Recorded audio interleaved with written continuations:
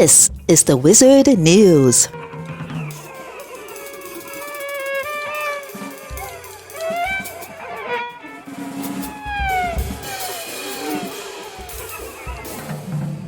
The western edge of Chicago, including the North and South Lawndale, East Garfield Park, Archer Heights, and Brighton Park neighborhoods, experiences up to 32% higher concentrations of nitrogen dioxide, NO2, air pollution compared to the rest of the city, a new Northwestern University study has found.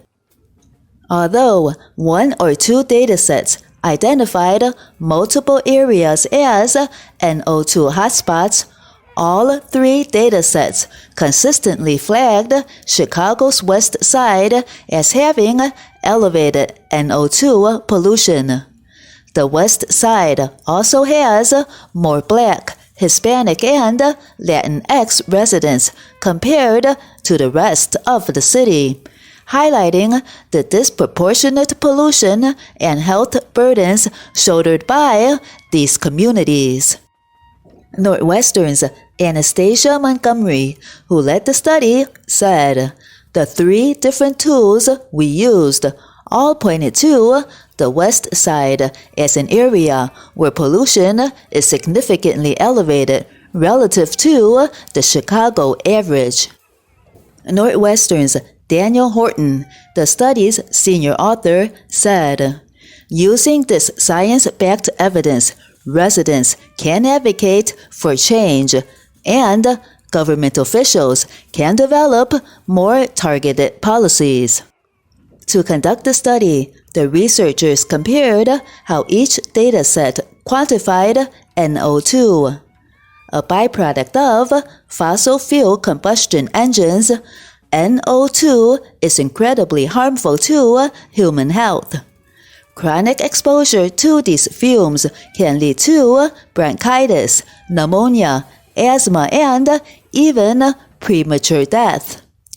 Under certain conditions, when NO2 interacts with sunlight, it can also produce ground-level ozone, which is linked to childhood asthma and other respiratory health issues.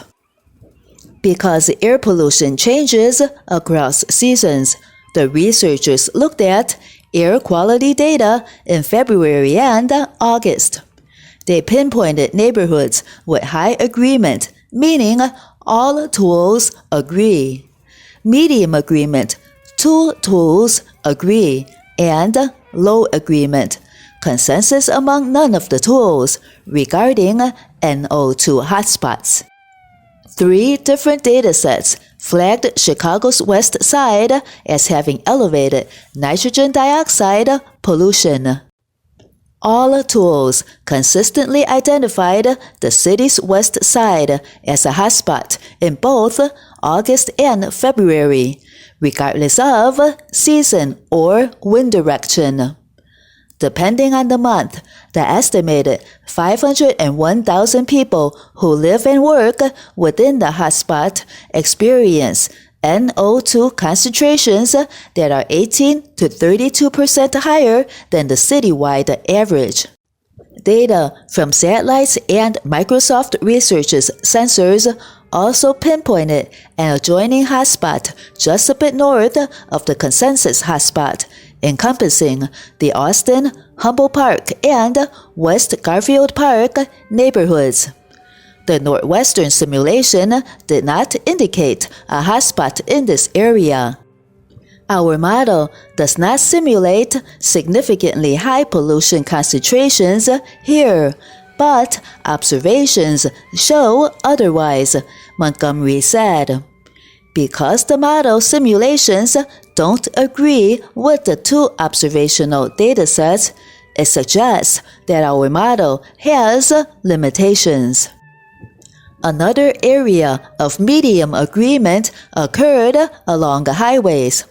While satellite data and the Northwestern simulation uncovered high NO2 along highways, the Microsoft research data did not. We think That's because most highways in Chicago are typically above street level, Montgomery said. Microsoft placed sensors at bus stops, which are always at street level, so they didn't capture the elevated interstate corridors well. Even though the tools might disagree on hotspots, the causes behind the hotspots are certain.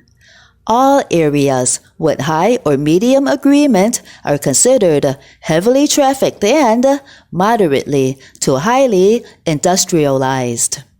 Source: Northwestern Now, September 21st, 2023.